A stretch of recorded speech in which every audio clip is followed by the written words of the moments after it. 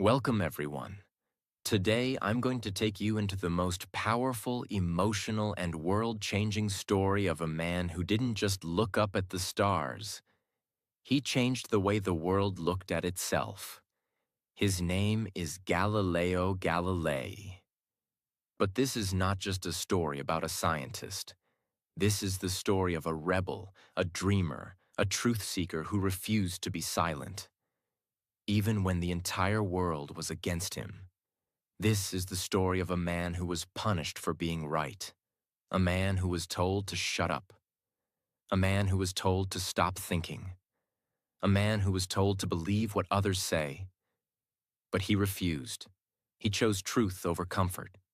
He chose science over silence. He chose pain over pretending. He was not born rich. He was not born famous. But today, the world remembers him as the father of modern science. His story is filled with childhood struggles, family sacrifice, giant discoveries, and the most dangerous thing in history: a mind that refuses to stop thinking. And here's the best part. This story is not just good for your heart, it's also great for your English. Because the way I tell it, in very simple, clear, powerful English, will help you improve your vocabulary, listening practice, speaking, and fluency. So if you want to grow in life and grow in English, then don't just watch the beginning. Watch till the very end. This is not just a biography. This is not just a lesson. This is a movement, and you are now part of it. Subscribe right now, because I promise, the next 4 parts will change how you see life, history, science, and yourself. Let's begin with the very beginning of Galileo Galilei's life. Part 1. The birth of a mind that would not obey. Let's go back in time. Not 100 years, not 200 years, but more than 450 years ago, to the year 1564. At that time, Europe was ruled by kings and churches.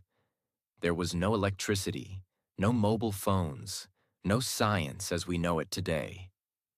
Most people believed that the Earth was in the center of the universe. They believed the sun moved around the Earth, because that's what the church told them. And if the church said it, it was not a theory, it was truth. If you questioned it, you were a sinner. You could be killed. In short, people were not allowed to think differently. And then, on February 15th, 1564, in the city of Pisa, Italy, a baby boy was born. His name was Galileo Galilei. Galileo was not born in a palace. He was born into a poor but intelligent family. His father's name was Vincenzo Galilei. Vincenzo was not just a musician. He was a thinker. He believed in asking questions, testing ideas, and breaking old traditions. He even challenged some rules of music that people believed for centuries. That spirit, the spirit of rebellion, of courage, of thinking freely, was passed on to his son. His mother's name was Giulia Ammannati. She was strict, strong, and wanted her children to succeed. Galileo was the eldest of 6 children. Life was not easy for the family. They had to save money, move houses, and struggle to survive. But from a very young age, Galileo showed signs that he was different. As a child, Galileo was not like other children. He asked too many questions. He loved to look at the sky. He stared at stars for hours. He watched how things moved. He wanted to know why. He didn't just accept what people told him. He wanted to see it himself. Once, when he was just a young boy, he went to church with his father. He noticed a lamp hanging from the ceiling, swinging slowly. Most people just saw a lamp. But Galileo, he saw a pattern. He took his pulse, counted his heartbeats. and he discovered that each swing of the lamp took the same time, even when it moved in small circles. That was one of the first scientific observations of his life. He had discovered something that would later become the foundation of pendulum clocks. And he was just a child. Galileo's father wanted him to become a doctor, because doctors earned good money. So at age 17, Galileo went to the University of Pisa to study medicine.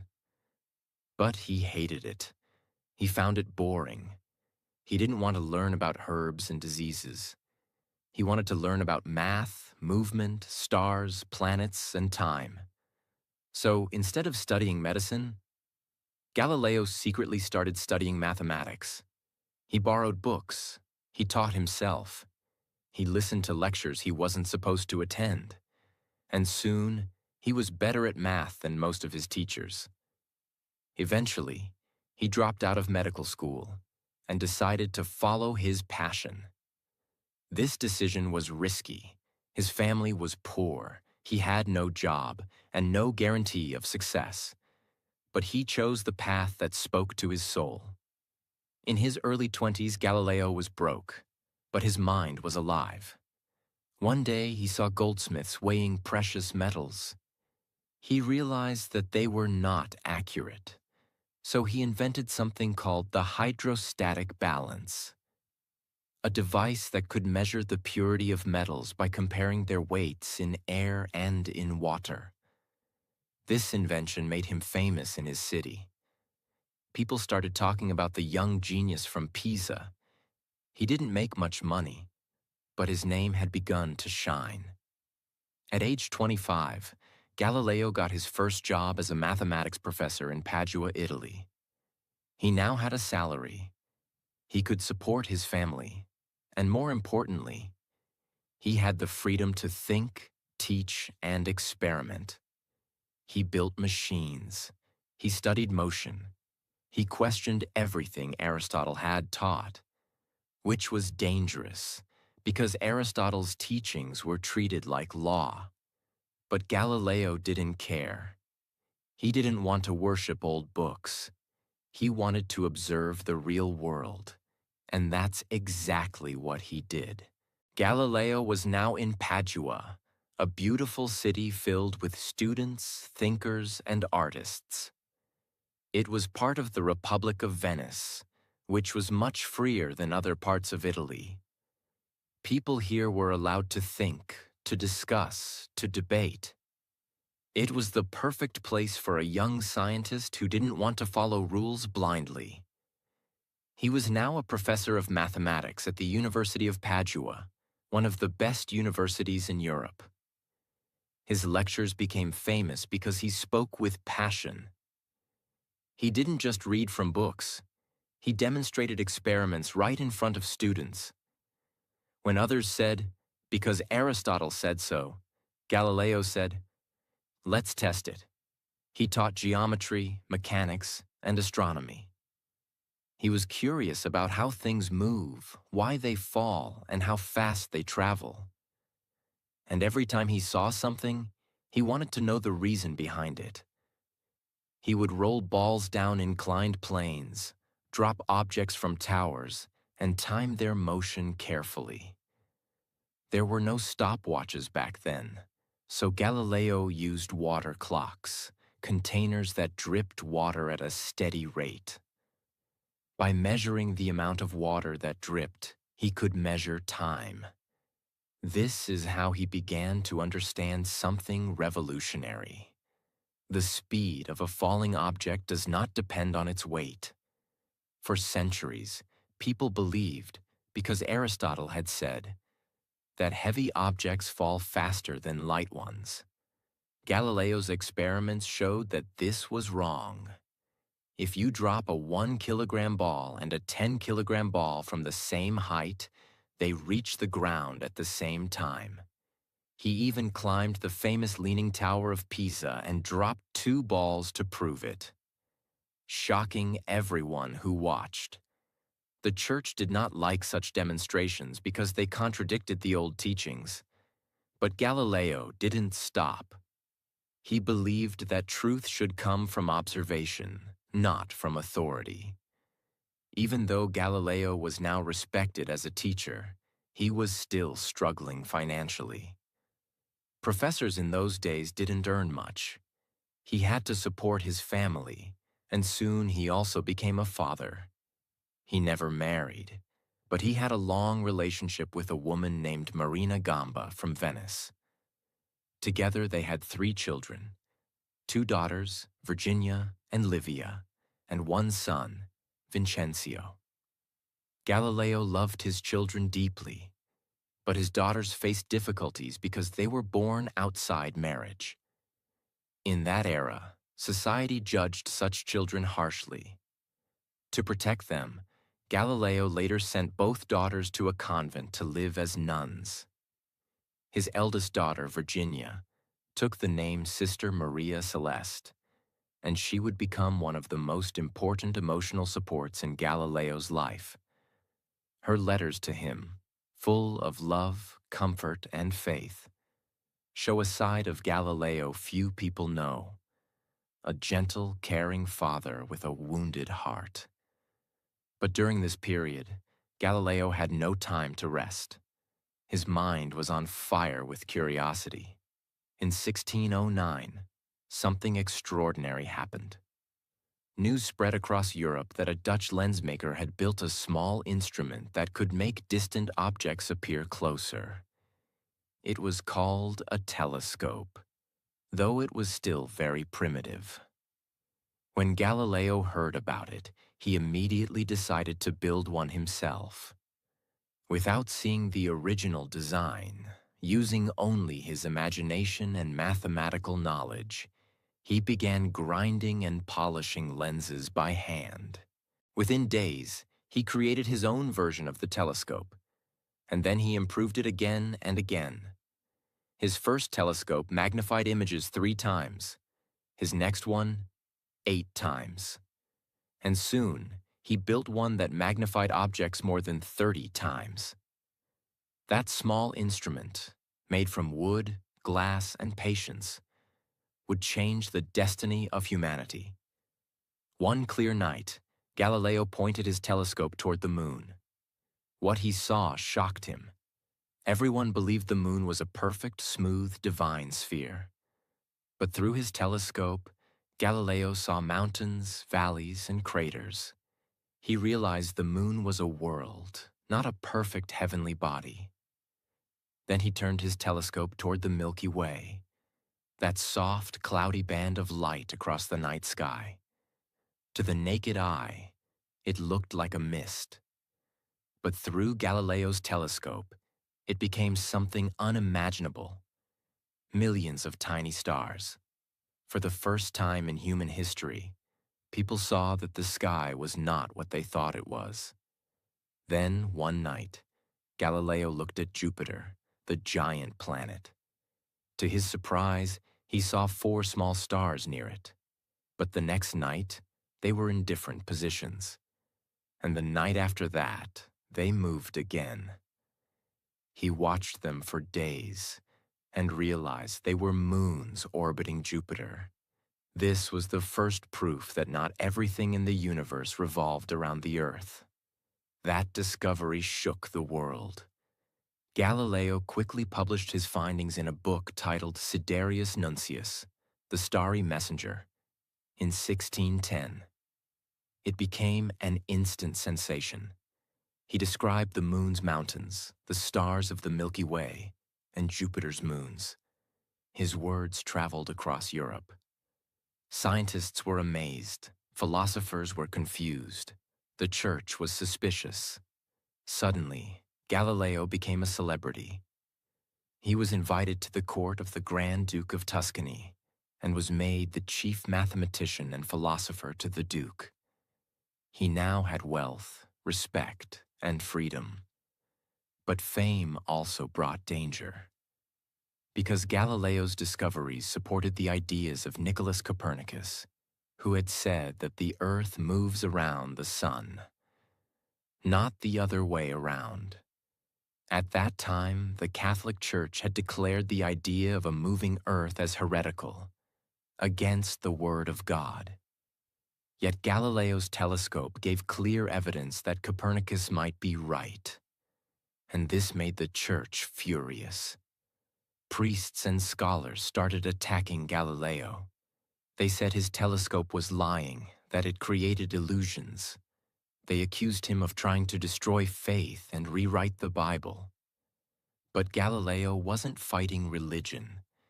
He was fighting ignorance. He believed that God gave humans intelligence so they could discover his creation, not remain blind. He said, "I do not feel obliged to believe that the same God who has endowed us with sense, reason, and intellect has intended us to forgo their use."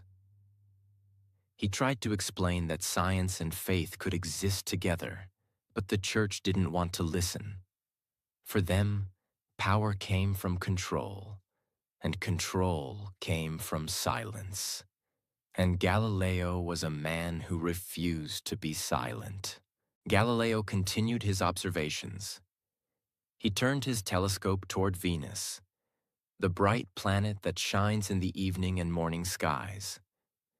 What he saw next became the strongest evidence for the Copernican system. Venus showed phases, like the moon. Sometimes it appeared full, sometimes half, sometimes as a thin crescent. This could only happen if Venus orbited the Sun. That meant the Sun was truly at the center, not Earth. It was undeniable. Galileo had the proof, but his proof was too dangerous for his time. By 1616, the tension between Galileo and the Church had grown unbearable. The Church officially banned the teaching of the heliocentric sun-centered theory. Galileo was warned not to speak or write about it again. He obeyed, for a while. But deep inside, he knew the truth couldn't be buried forever. He wrote letters to his students and friends, encouraging them to observe, to test, to think. He became a symbol of intellectual courage. Meanwhile, his health began to weaken. He suffered from arthritis and severe headaches. Yet, even in pain, he kept writing, teaching, and experimenting. The more the Church tried to silence him, the louder his truth became. During this difficult time, Galileo often exchanged letters with his eldest daughter, Maria Celeste, who lived in the convent. Her letters were filled with compassion. She encouraged her father, reminded him to eat, to rest, to keep faith in God's plan. She even baked him cakes and sent them secretly through messengers. In her eyes, Galileo was not just a scientist. He was a good, kind, and loving man. Her words were his only comfort in a world turning against him. By the late 1620s, Galileo had spent over 20 years teaching, researching, and observing the heavens. He had proven that truth could be seen through observation. But the world around him was not ready to accept it. In 1623, a new pope was elected, Pope Urban VIII, who was once a friend of Galileo. The scientist felt hopeful again.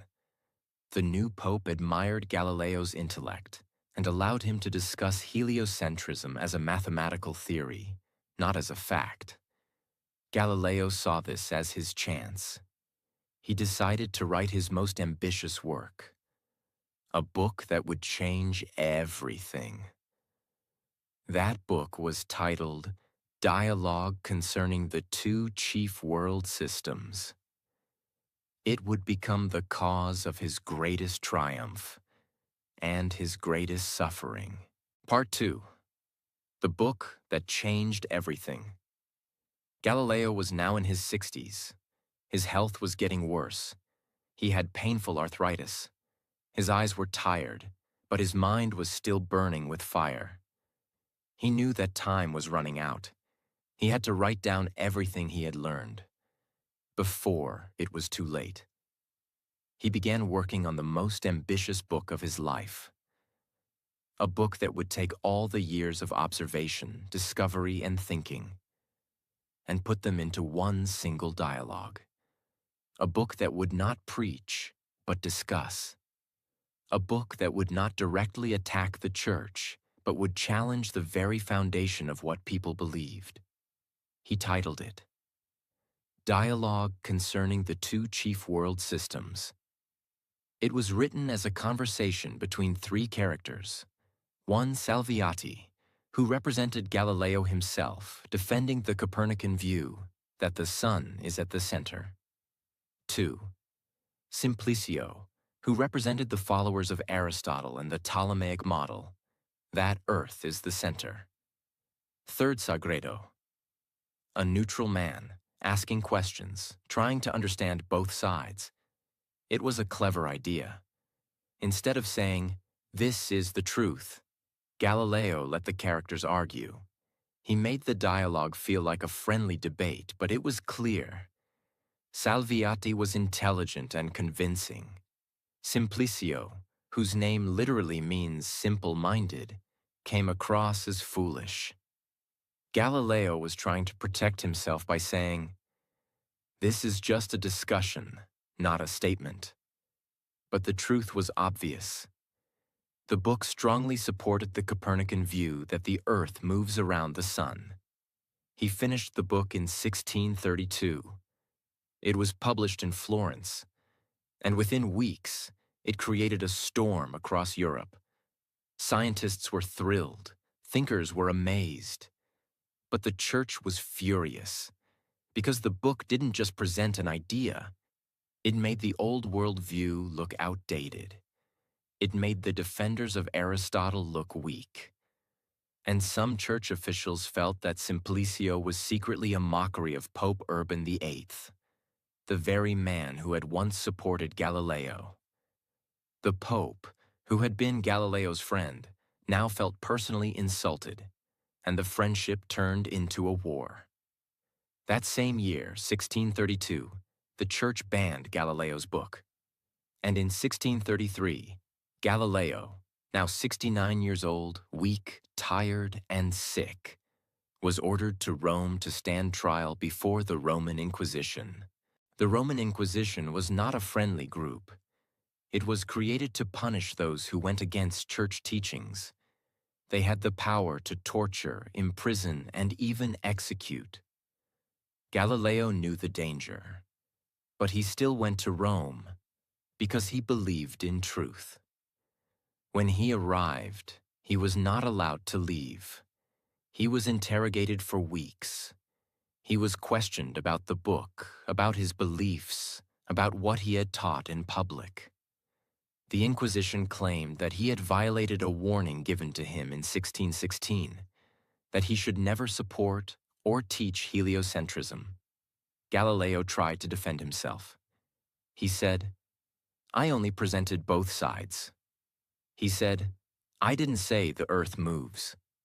I just let my characters talk." But the Inquisition was not convinced. Behind the scenes, pressure was growing. Some powerful men wanted Galileo to be made an example. The church had lost too much power already. They couldn't let one old man destroy their control. They threatened him with torture. They reminded him of what had happened to others who spoke against the church. They told him that if he did not publicly reject his ideas, he could be burned alive. Galileo had faced many storms in his life, but now he had to make a decision. Was he ready to die for the truth, or would he bend to survive?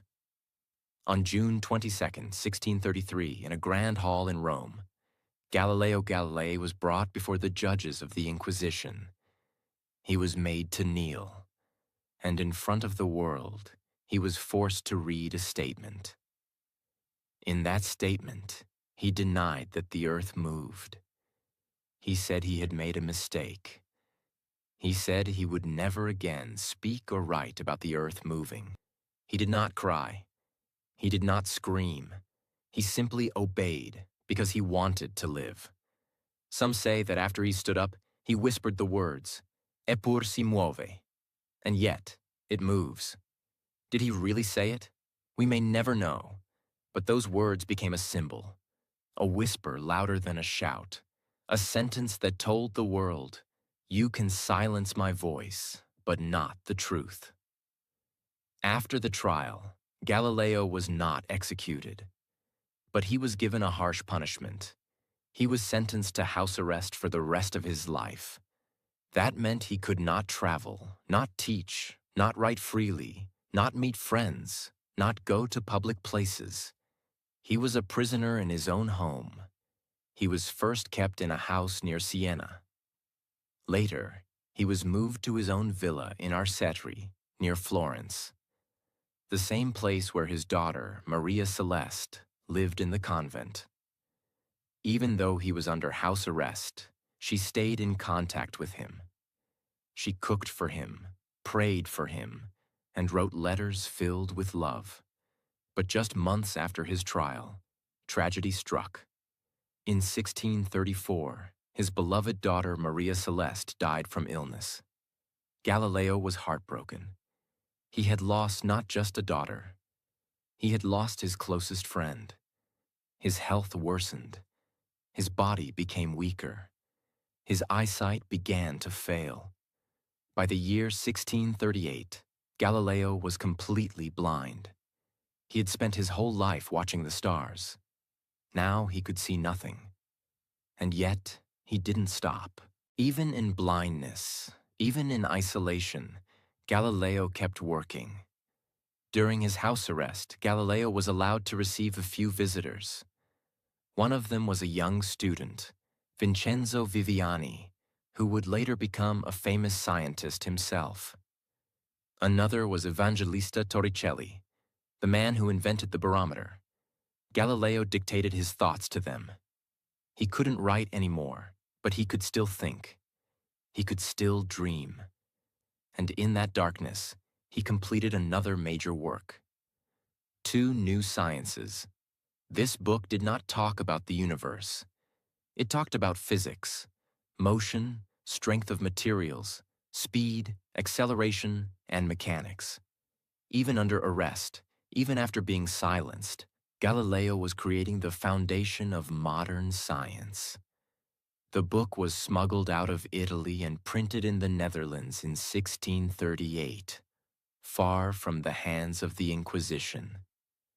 It became one of the most important books in the history of physics, even without sight, even without freedom, even without his daughter.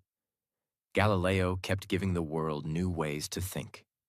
He was broken in body, but his mind remained a cathedral of light.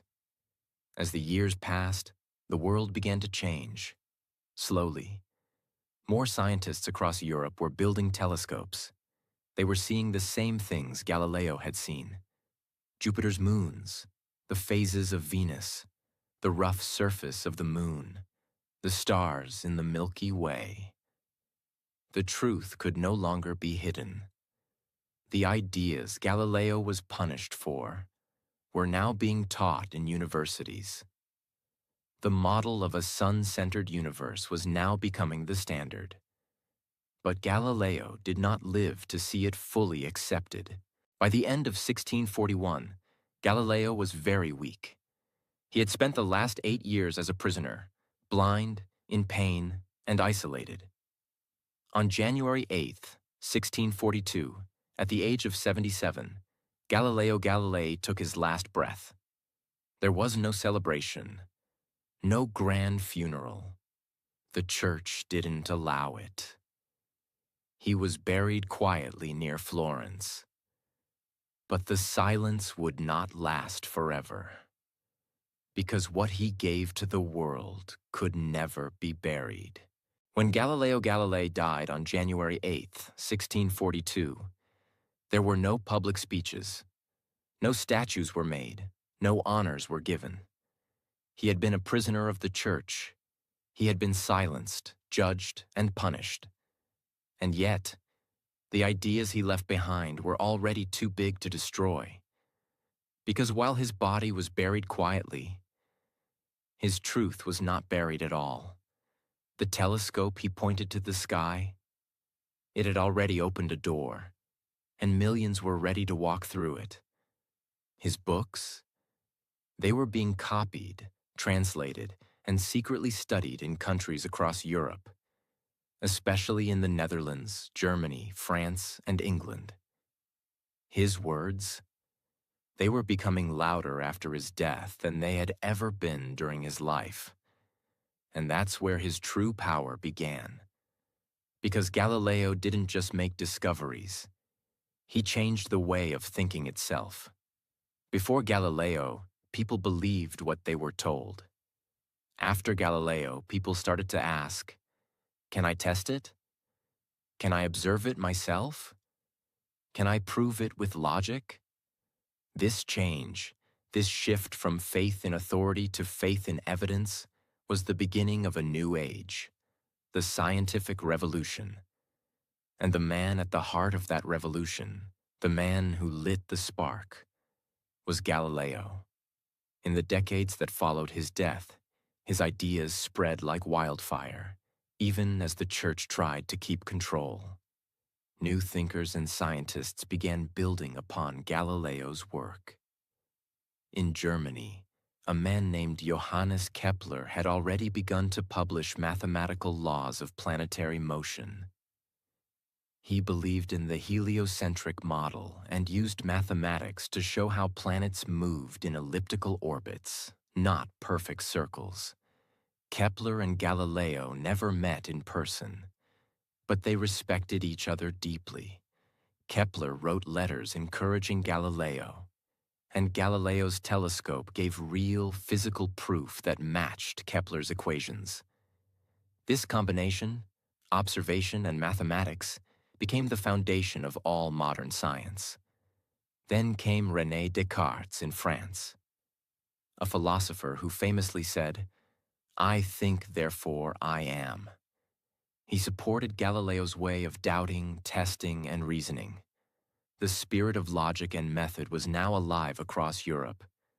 But the most important person who picked up Galileo's torch was born in the very same year that Galileo died. In 1642, the year of Galileo's death, in a small village in England, a baby was born. His name was Isaac Newton. And as Newton grew up, he studied everything that Galileo had discovered. He learned about falling objects. He read about acceleration. He saw how Galileo had questioned Aristotle and dared to think differently. Newton once said that his own success came because he was standing on the shoulders of giants. One of those giants was Galileo. Newton would later develop the laws of motion, the law of universal gravitation, and create a new form of mathematics called calculus. It's almost poetic. Galileo showed the world that the apple falls. Newton showed why. But Galileo's impact wasn't just limited to science. His life story became a symbol of courage, of rebellion, and of freedom of thought. Writers, artists, and philosophers saw Galileo as a man who had fought power with truth. Voltaire, the great French philosopher, called him a martyr of reason. Plays were written about him. Books were inspired by him. And slowly, the church itself began to change. At first, they stayed silent. But time has a strange way of forcing the truth to rise. In 1718, more than 75 years after his death, the church lifted its ban on Galileo's dialogue concerning the two chief world systems. It could now be published, but only in a corrected form. Still, it was progress. Then, in the 1800s, scientists around the world started to publicly celebrate Galileo as the father of modern science. His birthday, February 15th, became known in some parts of Europe as Galileo Day. Schools began teaching his work. Towns and cities named streets after him. Telescopes and observatories were built in his honor. And yet, the biggest moment of justice had not come yet, because the Catholic Church, the very institution that silenced him, judged him, and locked him away, still had not admitted its mistake. That would take time. A lot of time. Fast forward now. Not 10 years, not 100 years, but 350 years after Galileo's trial. In the year 1992, Pope John Paul II, the head of the Catholic Church, stood in front of the world. He gave a historic speech, and in that speech, he said something the Church had never said before: that the Church had been wrong to condemn Galileo, that Galileo was a man of faith and science, and that his punishment had been unjust. The Church officially cleared Galileo's name, more than 3 centuries after his death. The truth had finally been accepted. The voice that had once been silenced was now being honored by the very power that had tried to destroy it. It was late, but it was beautiful. Galileo's influence also reached space. In 1989, NASA launched a spacecraft named Galileo to study Jupiter and its moons, the very planets he had seen with his telescope 400 years earlier. That spacecraft sent back thousands of images. It discovered new details about the atmosphere of Jupiter, the structure of its moons, and the movement of its rings. In many ways, it was as if Galileo's eye had returned to the stars, not through wood and glass this time, but through steel, fire, and space. When the spacecraft ended its mission in 2003, it was crashed into Jupiter's atmosphere. A final poetic goodbye.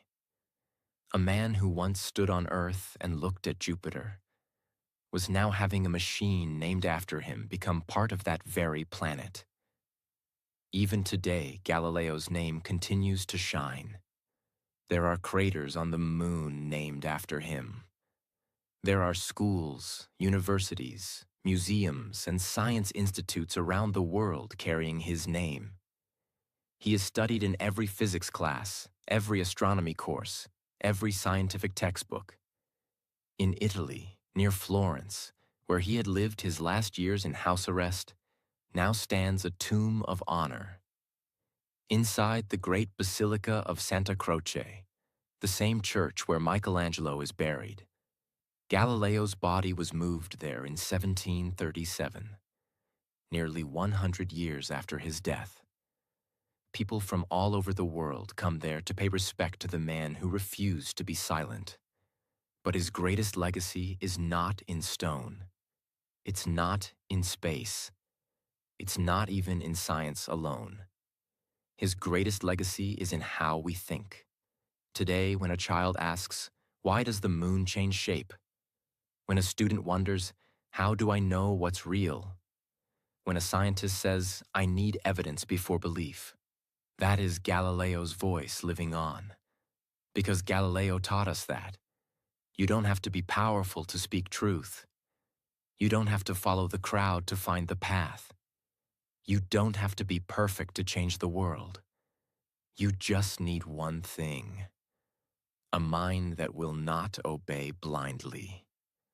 And that is why Galileo Galilei is more than a scientist. He is a symbol. Part 3. The man behind the genius. Now that the world knows what Galileo achieved in the skies and how his legacy transformed science, it's time to walk into a quieter space, into the man's private world. Because behind every revolutionary, there is a human being. Behind every discovery, there is doubt. Behind every truth-teller is a heart that breaks in silence. Let's begin with what history rarely tells you: the cost of being Galileo Galilei. He was not born into money, and even during fame, he was constantly struggling financially. As a young man, he had to teach, tutor, and build devices just to keep food on the table. Not only for himself, but also for his extended family. He supported his brothers, sisters, his mother, his children, and even servants when he became established. He was responsible for many lives. And even though he was well known, the money never matched the fame. His inventions were praised, but not patented. Others copied his ideas. He gave lectures, but universities often delayed or reduced his pay. He had to write letters begging for salary he had already earned. That was the reality. His scientific spirit was pure. But the world around him, politics, egos, power, was anything but pure. Still, Galileo worked harder than ever. And during the day, he was solving the universe. But at night, he was writing letters to secure jobs for family members or to defend himself against jealous rivals. He was a provider, a father, a teacher, a fighter, and a prisoner of truth. All at once. Now let's finally talk about how he changed the world of science. Not just what he discovered. Galileo didn't just look at the sky. He measured it. He didn't just guess. He tested. He didn't just say, "I believe." He said, "I observed it with my own eyes." And you can too. Here are some of the core scientific breakthroughs he gave us, explained in the simplest way for all learners. 1. The law of falling bodies. People believed that heavier objects fall faster than lighter ones. Galileo proved that all objects fall at the same rate, if there's no air resistance. He did this by rolling balls of different weights down slopes and measuring their time. 2. The concept of inertia. Aristotle believed that things stop moving when you stop pushing them. Galileo proved that if there's no resistance, a moving object will keep moving forever. This concept would later become Newton's first law of motion. 3. The principle of the pendulum. He discovered that the time it takes for a pendulum to swing depends only on its length, not on how far it swings. This would become the basis for pendulum clocks, which helped humans keep accurate time for centuries. 4. The scientific method. Before Galileo, people just read old books and believed what was written. Galileo introduced the method of experimentation, observation, and repetition. He said, "Don't believe something just because someone said it. Prove it." 5. The moons of Jupiter. With his telescope, he saw 4 moons orbiting Jupiter. This destroyed the idea that everything in the universe revolves around Earth. It proved that other objects in the sky could have their own systems. 6. The phases of Venus. He showed that Venus goes through phases just like the moon. This was possible only if Venus was orbiting the Sun, not Earth, another proof of the heliocentric model. 7. Sunspots and the imperfect heavens. The Church taught that celestial bodies were perfect and unchanging. Galileo observed sunspots, dark marks on the surface of the sun that moved and changed. This shattered the belief in perfect heavens. Galileo didn't just give us facts. He gave us a new lens to see the world, literally and mentally.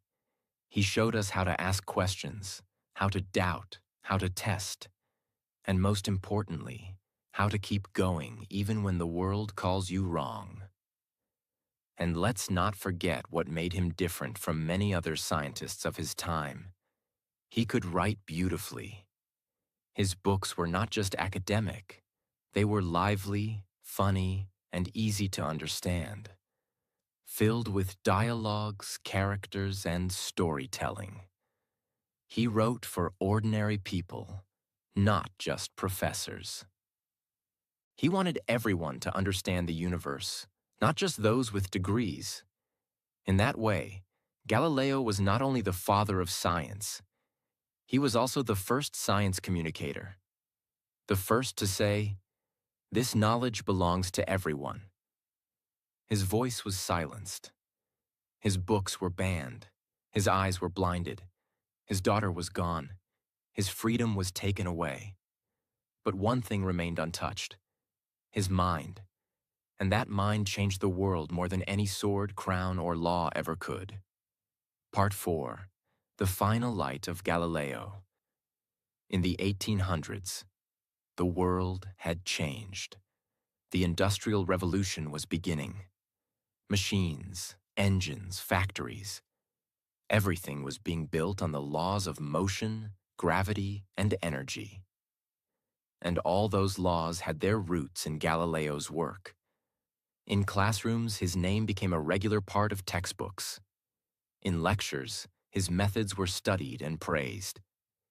In universities, his books were printed freely. His once banned ideas were now called fundamentals. In the 1900s, the 20th century saw a complete transformation. Space travel, atomic physics, quantum theory, and relativity. But his story didn't stop there. In the 2000s, the world began to celebrate Galileo in new ways. In 2009, to mark the 400th anniversary of his first telescope, the United Nations declared the year the International Year of Astronomy and honored Galileo as the father of that field.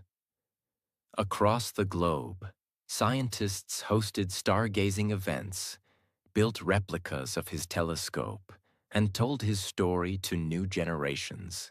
In art, in poetry, in science fiction, in space missions, his name appeared everywhere.